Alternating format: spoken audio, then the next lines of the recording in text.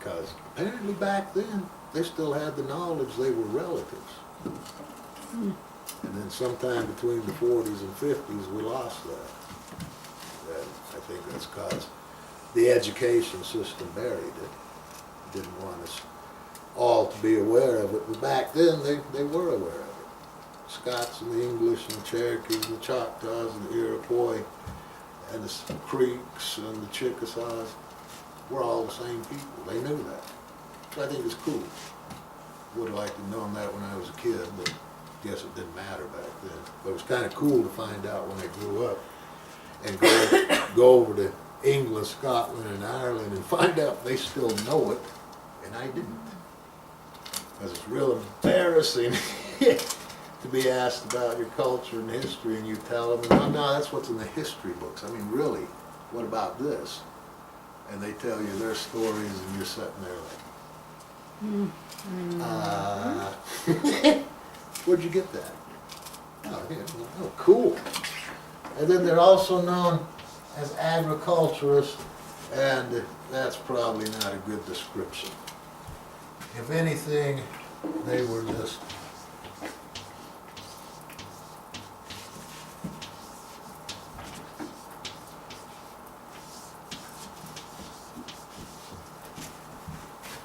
Is that one of your socks? large gardeners. Just a rag. Because anything beyond that led to the similar problem of what would happen here if mama or grandma hadn't divided stuff up before she died. Ooh, I got surplus, but it's mine. So there was the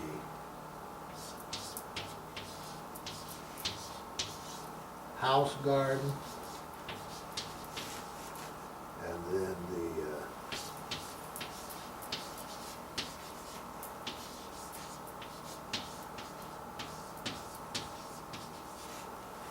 town garden. And everyone had to learn how to do this. You know, women basically were the ones in charge of the gardens, taking care of it. But men, all warriors, were required to know how to clear and prep the land and how to maintain it for gardening all the time. That was part of the warrior's duties. It basically had to learn permaculture for the area.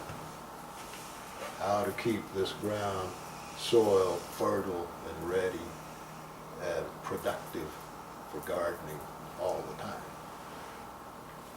And then they had to learn how to hunt on top of that.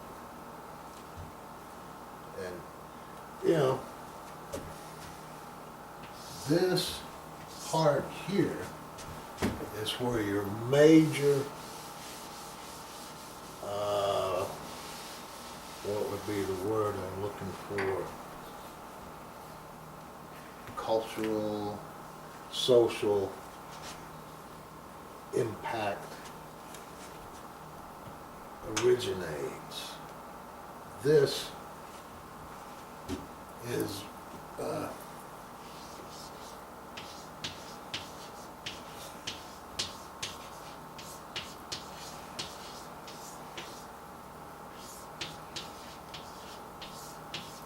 guaranteed food.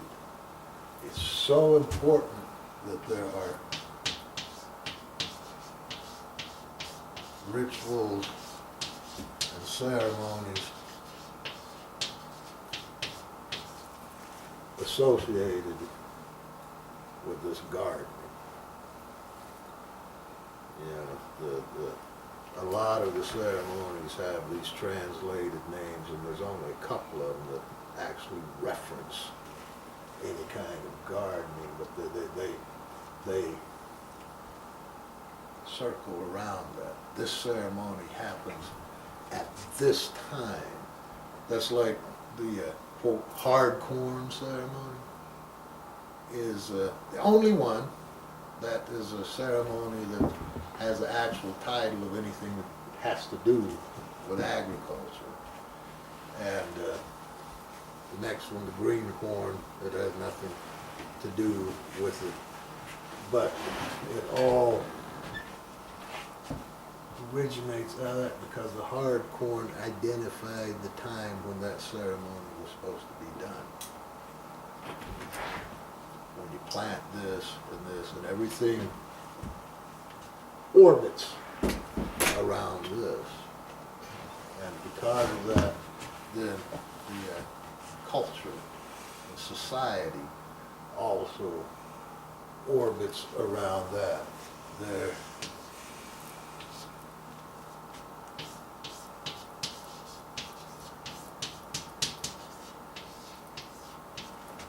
hunting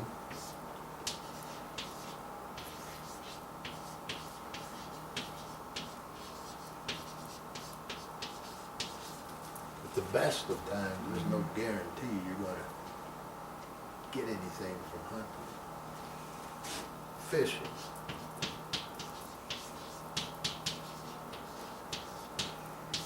Same thing. There's no guarantee.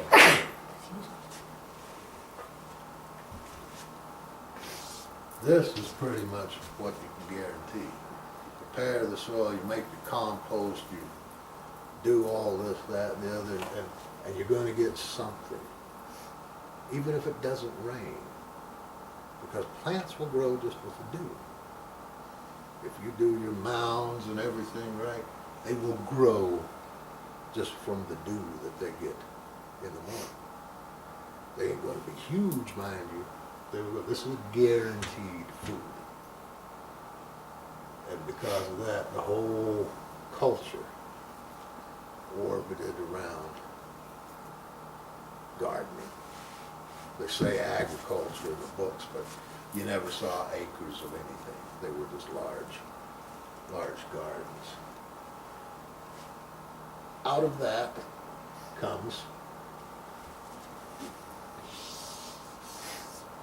pretty much all of that. Because life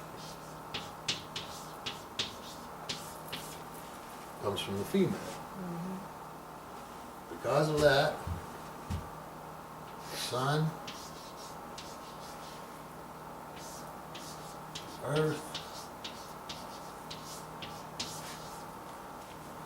stars,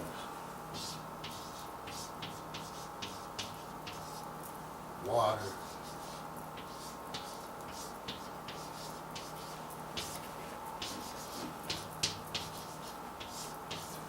the wind,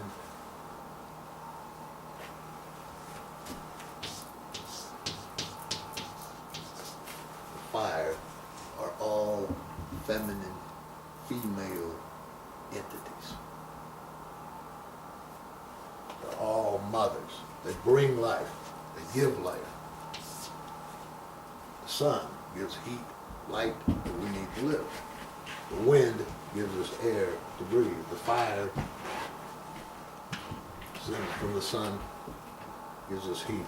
The stars give us light. The sun is a star. They do that. Earth is our home. Home belongs to mom. It's female. Water. What we pass through to get here, what we pass through to get to the next life, it's female. It's life-giving.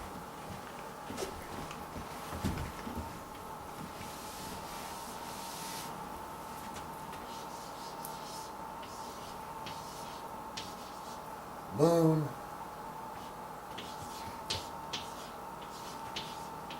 space,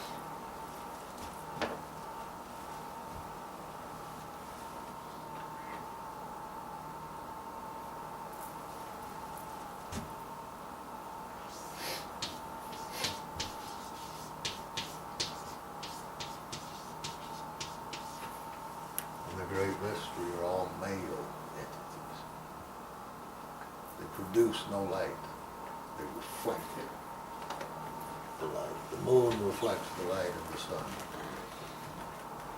The space has no light at all.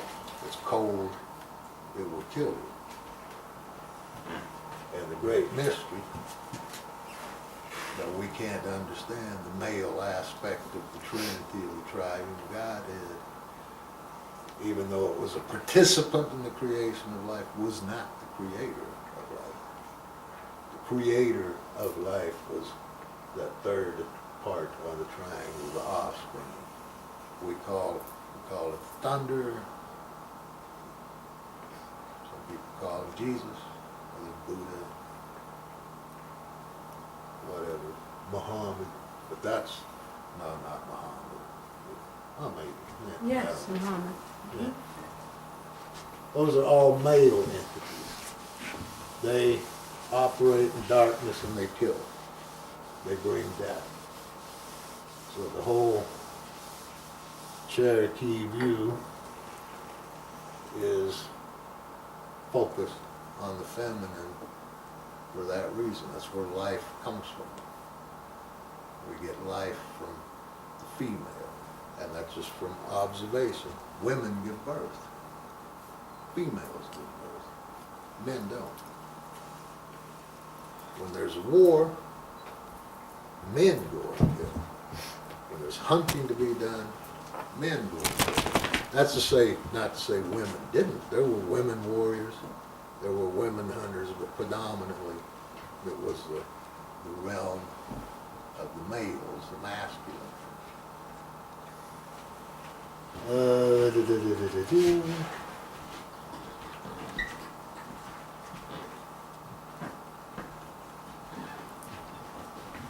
Men had to learn that so that they could You back again? contribute to giving life to the people. The women didn't go out and plow the fields, clear the forest. That was the men's job. Tell yourself. And that was their give back to the people. No. Like I said, this was guaranteed food. Now. And I've always found it interesting when you read the Bible story of Cain and Abel.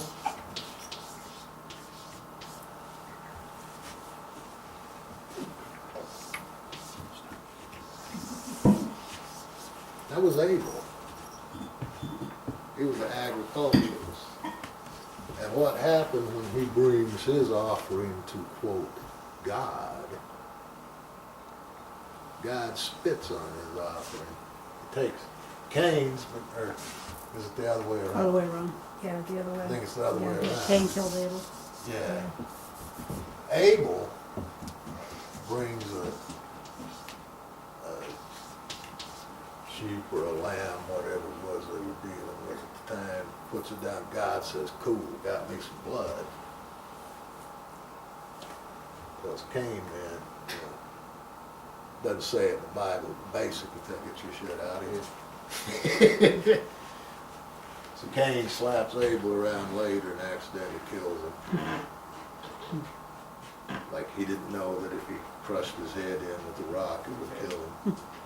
And seeing as how there wasn't death before then, I guess maybe he really didn't know. So it kind of makes you wonder about this whole God thing. Would God really do that? No. Nah, I don't think so either. No. But don't say that to a born again. We'll be Oh, here the God. rest of the night. And to them, like I said, I'm the devil in human form. I have to admit, It's gotta be I'd- more I'd fun. I'd have fun with a whole lot of times. Yeah. So anyway, does that kind of answer your question? Mm-hmm. And here's a problem we've had in the modern days and how it's been because Can I add something real quick? This is, well, this has become kind of Oh, a political, you can't see that color. Can you see that color? You need a different chalk. Yeah, we That's can't a- see That's a that. disappearing color. and down He's to, down to the down to no. the. Well, you got negative. a What were pink you one gonna there. say, Josie? You were gonna add something? Yeah, Go ahead. I just wanted to, what I'm feeling about the Cain and Abel is more symbolism Yeah. as opposed to being an actual. Because, and the reason I say that is because my feeling is that the symbolism that comes in where, wasn't it more like I'm getting this thing about being more genuine, and that was what the rejection was about, as opposed, when you were talking about the jealousy thing before, that his was rejected, but it's a symbol, it's symbolism, it wasn't actual It's murder, because he was wasn't, doing something that just because he thought it was the right thing, but Yeah. the heart was not part yeah, of it. that's kind of, yeah, where I'm going with it, but I don't, but I'm just wondering if it was a story, it wasn't an actual thing that happened.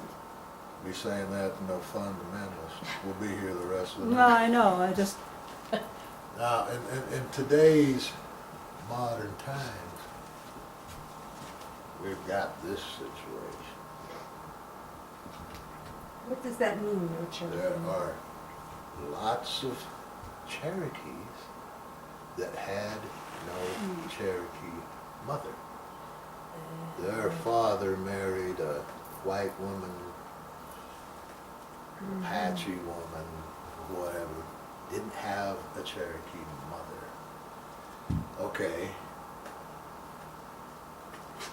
For whatever reason, they grew up in a patriarchal system. Basically, that's our society. So, here and here, they're Cherokee. Because Daddy's been telling them about this all along. And they come along and find this, this, and this. And we have had Cherokees that were mean enough to say, no, you're not Cherokee, your mother wasn't Cherokee. But they could tell you more about Cherokee than the Cherokees that tell them they're not Cherokee. Would they have to be adopted? Well, Because I know the grandmothers. and this was a part of my doing before I got exiled to Arizona. I brought the issue up at one of the ceremonial meetings. Here's a problem we got.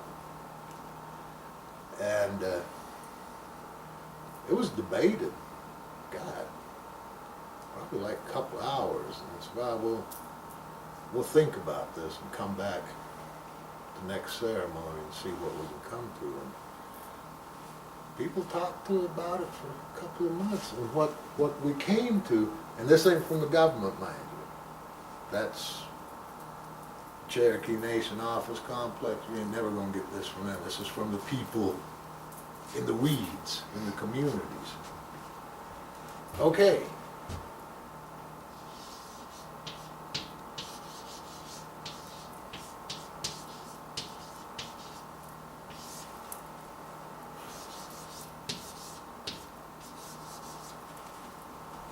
Your grandma satisfies all of those. But that has to be on the mother's side, doesn't it? Why would it be? Because that's what I've been reading. Until the recent times. And like I said, we were looking at this. We have our people being told they can't be Cherokee, and they were raised Cherokee. Their daddy was a Cherokee. Daddy was raised by a Cherokee woman. So guess what his worldview is? They're living out here in this world. What kind of Indian stuff do they learn about? This. Because all your tribes out west are patriarchal. All of them. You ain't got no matriarchal tribes west of the Mississippi. Well, I mean, exempt Oklahoma. West of the Mississippi, you got no matriarchal tribes. They're all patriarchal. So who's teaching the kids about their Indian? Their Indianness. Daddy. Daddy's Cherokee. Where Daddy learned his Indianness? From his mommy. And what's he teaching his kids? What he learned. So what they're learning is this. And so we said, okay, the fact that they don't have a Cherokee mother can't be relevant when we're looking at this, because everything they know is Cherokee. They are Cherokee, and their grandmother, Daddy's mama, satisfies all of these cultural requirements, cultural and social requirements. But like I say, you won't get that out of the Cherokee government, because even if you do have a Cherokee mother and you can't prove this, that, and the other, you can't be Cherokee, according to the Bureau of Indian Affairs. And we have some of our people that go with that. And we just smile at them and pat them on the head and go, yeah, you're an Indian. But you ain't no Cherokee. Answer your question? Mm-hmm. That last part was a little bit, I had to get my head around that a little bit, but it's Did you okay. get it? Yeah, yeah. It'll sink in, it'll get there. It's a societal thing. Like, Mhm. when I grew up, this was it.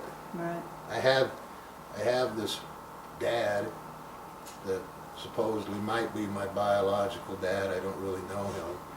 The man that raised me was a Crow. Okay, he was always trying to tell me Crow stuff. My mother, like, don't you be telling him this shit. It's this way, and this way. And Mom's trying not to be Cherokee because she's become a born-again Christian now. But she can't get rid of this. She can't unload that. It's so ingrained. And so I got all this. So a kid who's born to a Cherokee daddy that was pretty much raised this way, who marries a white woman in this culture, in this society, who does the quote Indian teaching? Daddy. Daddy's the one that says, we're going to a powwow.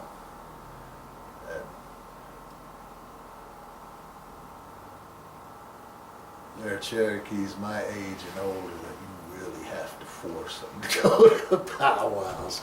We have our issues with powwows, but at the same time, powwows are cool, man. There's a thing growing here that never was before. You know, for people my age and older, a powwow was a place you go hang out and see everybody parade around and laugh at the members of the other tribes who don't know how to act civilized, you know. And to the younger people, man, this is a whole new thing that us older guys just ain't never been able, because of our way of thinking, to get a grip on the sacredness of a powwow. That just don't exist. And sacred? Are you kidding? The party. A powwow is a party. It's a social gathering. To these younger guys, this is like sacred shit, man. You know, they dress up, they got, and you know, they don't just stick on some feathers. They study this stuff. They make it really important, as it should be. But for us older folks, we didn't have to work at it. Cherokees dressed that way and everyone knew it. Pawnees dressed this way, everyone knew it. Nobody had to think about it. You know, nowadays you got to research it. And we'll find people, hey, how did you know? Which is cool. You know, they're studying it. But I say us older folks, really, you're making this real difficult. And it is. It is now. and they're grabbing onto something and making it sacred when probably we should have and never did. I don't know, I can't say. Still gives me a reason to pick on the young folks, so it's okay. So, it's a beginning to click. That's why you see around our place, I don't say much. Because, and we have our disputes because Sharon says, I'd like to see this. Okay, the way I was brought up, that means I need you to do this now. And she can't understand that when she tells me I would like this, for this to happen, or I would like to see this, way down in here, that means I gotta drop everything I'm doing and go do that. Because she's a mother. She's the one that gives life, and it's my duty to go get it done. And I get aggravated when I got something else going on. Ernie, could you? Sure. And I go and throw shit, you know, get all in a grumpy mood. And she can't wrap her mind around what the fuck is the matter with him. I'd like to see this, see him do this sometime, and he drops everything and does it right now. And so then we don't communicate and we hate each other for a few hours and then get over it. Be boring if we didn't.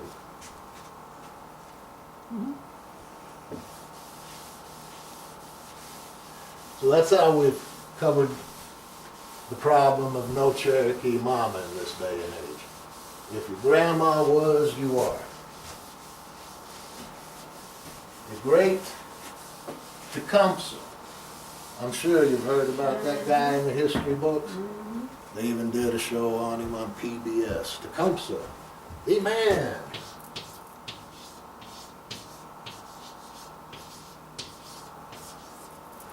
What was Tecumseh? What tribe? Quick! Can't remember.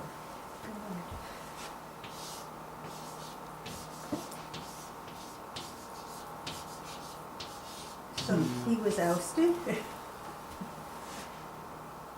Tecumseh was brought up in the Cherokee town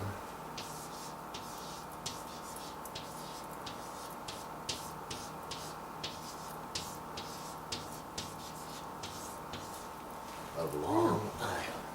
Where I used to live. Tecumseh's mother was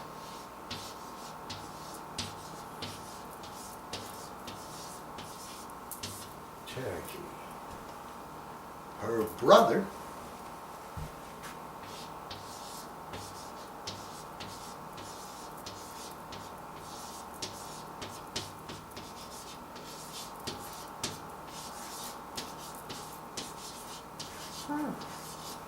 was dragging canoe. Everything Tecumseh knew about warfare he learned from this guy, who was his uncle. Because remember I told you the Cherokee thing, Daddy don't count?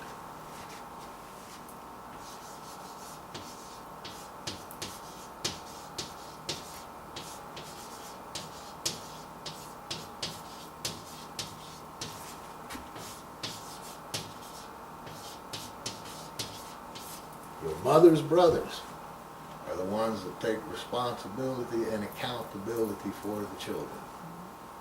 They are the ones responsible for and accountable for their sister's children, not Daddy.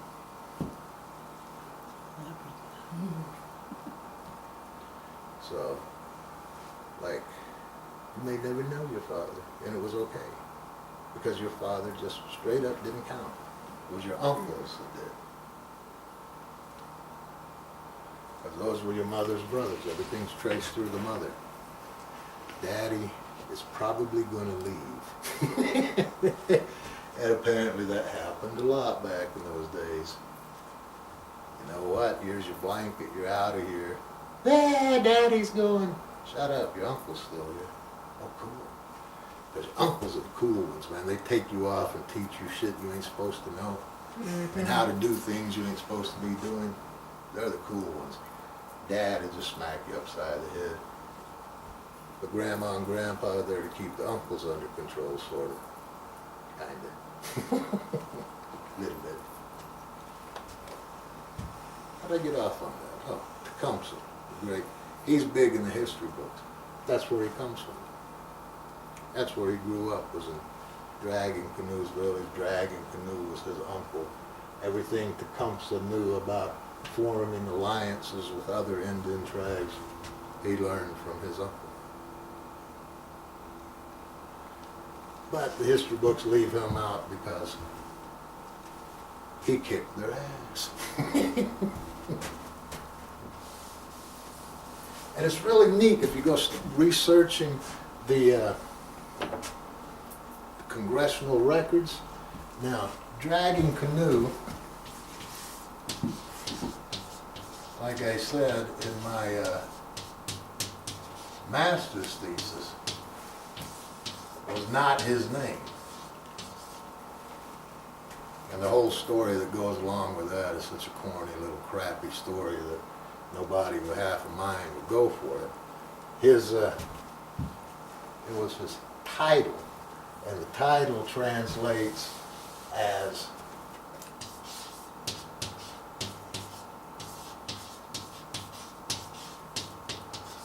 the ark carrier. Every town had an ark. It was 4 foot by 3 foot by 1 foot. It was made of cedar.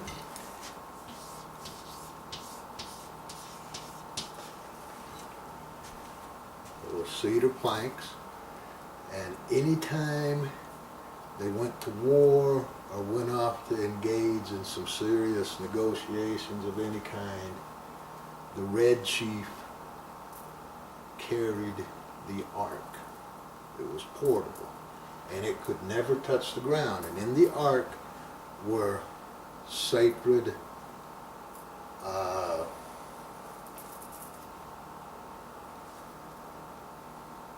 artifacts, totems for the city, the ashes of ancestors, and anything else that had real serious, significant impact for the people and the town.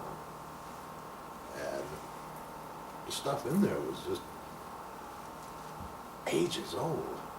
Most of them got burned along with the books when we had the war with the Americans. But anyway, the Red Chief was the ark carrier, G.U. Gansanini, and that was what his name meant. His real name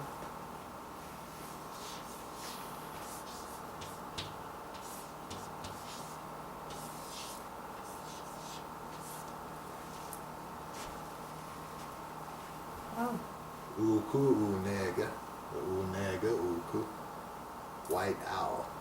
Okay, white means spiritual, pure, godly. The owl, the hunter that can see in the dark, the messenger that can travel through the darkness.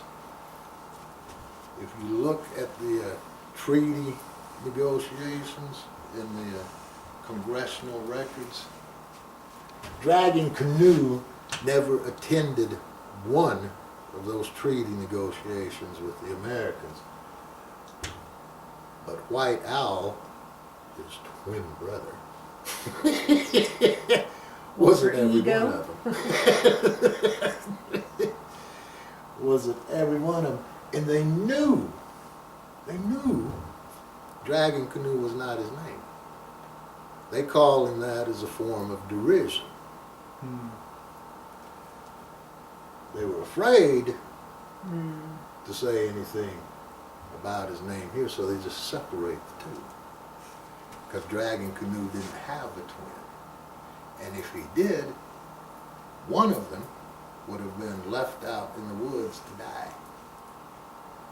And I've often wondered about that, what was going on, because I don't know.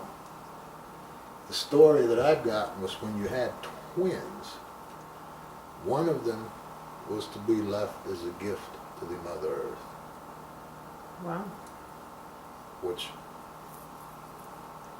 sounds like kind of a cruel but reasonable explanation.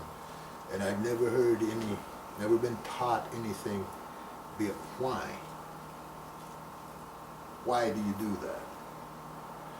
My mother was a twin, and I did not know it until I was in my 40s and met my Aunt Lucille and thought she was my mother. That is how close they looked. And I had never met her, and she come to see me when I was living down by Lake Tenkiller, and I had just left my mom's house an hour and a half before, and now I'm home, kicked back on the front porch with less clothes on than I should have, had I known there was company coming. This woman comes around the corner and, whoa, what are you doing here? And she just smiles and says in the same voice as my mother has, it's so good to see you. I said, what'd you do, follow me? And she knew before I knew that I didn't know who I was talking to. And being typical Cherokee woman, she decided she had to have fun with this. And I said, well, I just left your house. Did you forget something? And you've never been to my house. And so by the time she had me questioning my sanity, she starts busting up laughing. She says, I'm your Aunt Lucille. You don't remember me, you were an infant when I last saw you. What? And when my mom was born, apparently they had that stricter going, but my real great-grandmother stepped in and said, no. Gave my mother to my grandmother.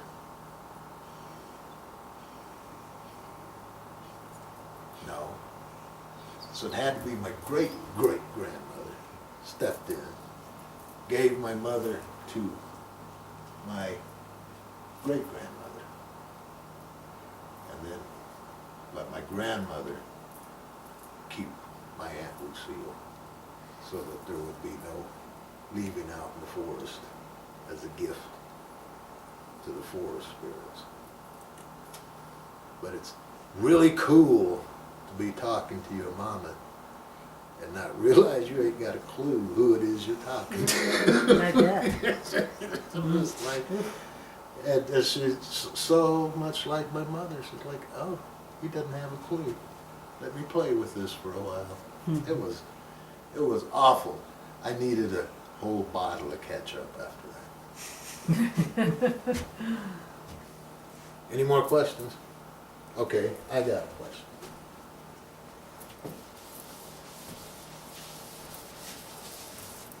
Do we want to continue doing this on Saturday?